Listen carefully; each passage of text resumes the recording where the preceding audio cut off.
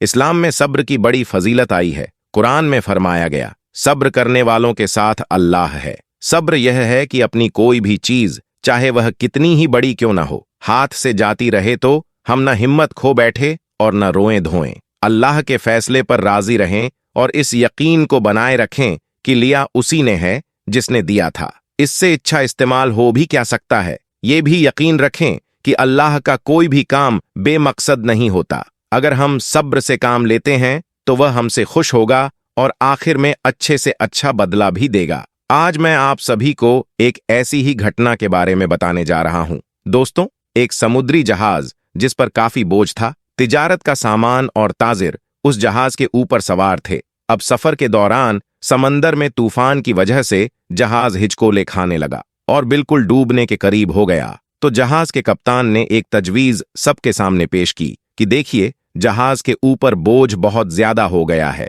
अब हम सबको जिंदा रहना है तो आप लोगों का कुछ सामान समंदर में फेंक दिया जाए तो जहाज थोड़ा हल्का हो जाएगा और हम आसानी के साथ किनारे लग जाएंगे, क्योंकि हमारी जानें ज्यादा कीमती है। सामान के मुकाबले में सबने कप्तान की बात पर इत्तेफाक किया और सबने कहा कि एक जो सौदागर है, यानी एक जो ताजीर है, वह बिल्कुल नया है और वह काफी सामान अपने साथ लेकर आया है। उसका सामान फेंक दिया जाए समंदर में तो इससे हम सब डूबने से बच जाएंगे, और उसका सामान जितना है अगर उतना फेंक दिया जाए तो हमारा जहाज आसानी के साथ किनारे लग जाएगा। सब ताजिरों ने इस बात पर इत्तेफाक किया, लेकिन जिस ताजिर का सामान फेंका जाने वाला था उसने कहा, मेरे अकेले का सामान को फेंका जाएगा। सब ताजिरों का थोड़ा थोड़ा सामान समंदर में फेंक दिया जाए, उससे नुकसान भी सब पर तकसीम हो जाएगा और सबकी जानें भी बच जाएंगी। लेकिन सब सौदागर ने उस नए सौदागर यानी नए ताजीर के खिलाफ बगावत कर दी और उससे लड़ाई झगड़ा करना शुरू कर दिया। और झगड़ा इतना बढ़ गया कि सब ताजिरों ने मिलकर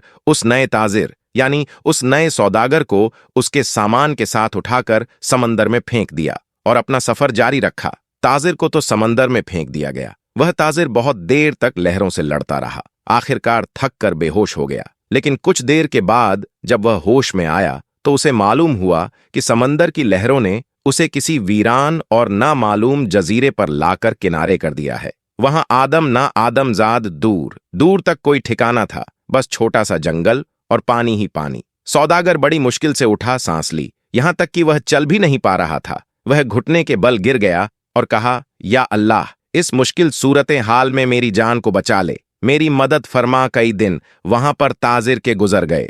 उस दौरान ताजिर ने दरख्त के फल खाए, खरगोश का शिकार करके उससे अपना गुजारा किया। उसको कहीं मीठी नदी का पानी मिल गया, वहां से पानी पीता रात की सर्दी और दिन की गर्मी से बचने के लिए सौदागर ने जंगल से लकड़ियां काट काट कर एक छोटी सी झोपड़ी बनाई ताकि ठंडी और गर्मी से अपने आप को बचा सके। एक दिन हुआ यूं कि जैसे कहते हैं ना, गरीबी में आटा गीला। अब एक दिन वह ताजिर आग जलाकर अपने लिए खाना बना रहा था। अब वो आग चूल्हे की आग थी, उसकी झोपड़ी में लग गई और झोपड़ी लकड़ी की थी और जलने लगी। बचाने की बहुत कोशिश की, लेकिन थोड़ी ही देर में पूरी झोपड़ी जलकर खाक हो गई। अब सौदागर बिल्कुल जमीन पर बैठ गया और आसमान की तरफ देखकर कहने लगा, या अल्लाह, क्यों मेरे साथ ही क्यों सारी मुसीबतें, सारी आजमाइश मेरे साथ ही क्यों? हम लोग भी अक्सर शिकायतें करते हैं कि मेरे साथ ही ऐसा क्यों है, ये आजमाइश मेरे साथ ही क्यों है, यह मुसीबत मुझ पर ही क्यों? ऐसे ही उस ताजिर ने भी कहा, या अल्लाह, एक तो मुझे गलत तरीके से समंदर में फेंक दिया गया,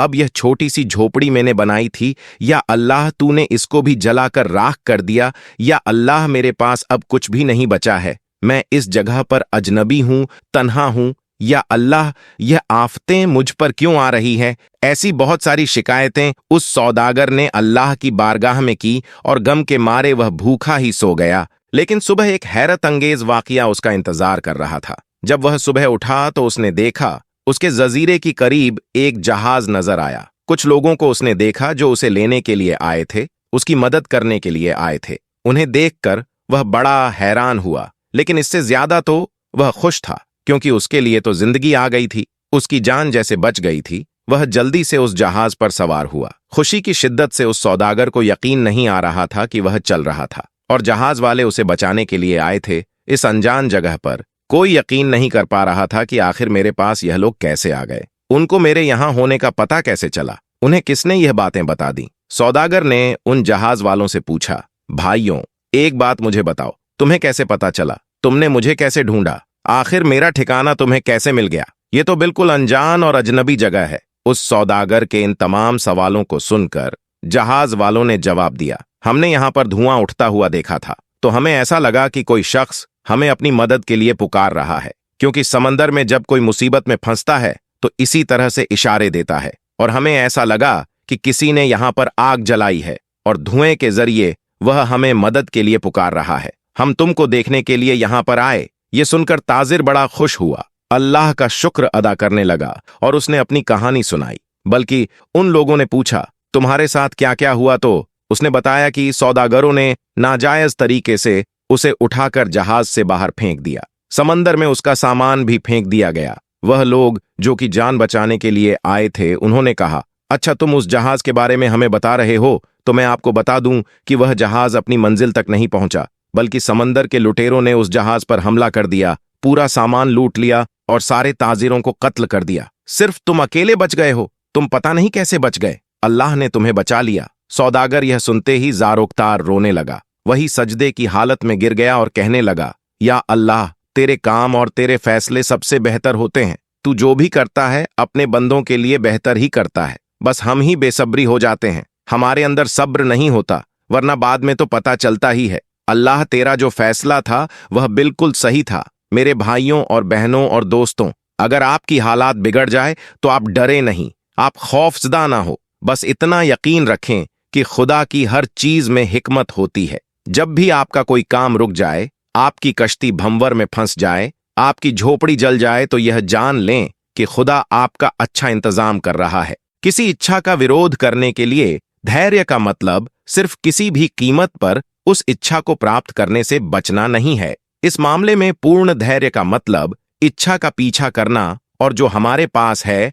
उससे संतुष्ट रहना नहीं है। हमारे पास जो कुछ है उसके लिए संतुष्ट और अल्लाह ताला का शुक्रगुजार होना और इस बात की सराहना करना कि यह उससे बेहतर है जो अन्यथा हो सकता था। हजरत अब्दुल्ला इब्ने उमर रजी अल्लाहु ताला अन्हा कहते हैं कि रसूल अल्लाह सल्लल्लाहु अलैहि वसल्लम ने फरमाया कि अल्लाह पाक ने जिसके लिए दुआ के दरवाजे खोले हैं उसके लिए रहमत के दरवाजे भी खोल दिए हैं, और अल्लाह ताला के नजदीक होकर उससे आफियत मांगना हर चीज मांगने से ज्यादा बेहतर है। इसी तरह से एक और हदीस है, हजरत अबू बकर सिद्दीक रजी अल्लाह ताला से मनकुल है, वो कहते हैं कि रसूल अल्लाह सल्लल्लाहु अलैहि वसल्लम ने इरशाद फरमाया कि तुम्हें कलमा इखलास यानी कलम शहादत के बाद आफियत से बढ़कर कोई चीज नहीं दी गई, लिहाजा तुम अल्लाह ताला से आफियत का सवाल किया करो। लेकिन आफियत है क्या? ये सवाल आप में से बहुत के मन में होगा। इसका सीधा और सिंपल मतलब होता है कि